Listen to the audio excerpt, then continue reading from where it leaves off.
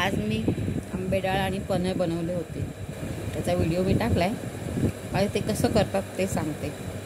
आंबे डाळ आधी भिजत घालायची, मग ती वाटून घ्यायची। त्यात मिरची आणि आलं वाटून घालायचं आणि मग थोडंसं मीठ साखर घालायची आणि वरून फोडणी द्यायची, मोहरी आणि हिंग। मग सगळं मिक्स करून वरून कोथिंबीर घालायची। छान आंबटगोड आंबे डाळ तयार होते।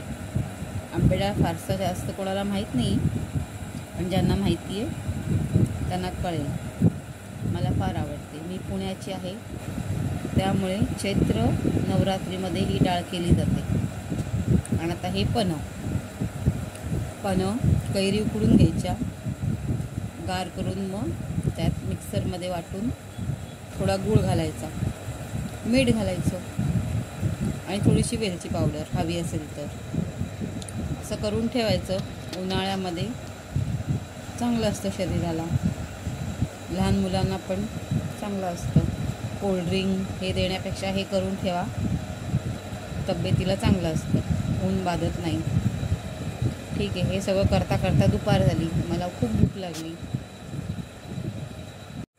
फ्रेंड्स, या जेवायला।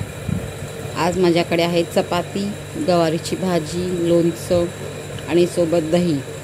आणि हा सकाळी नाश्त्याला उत्तप्पा केला होता, त्यामुळे तो पण आहे। असं हे जेवण, या जेवायला।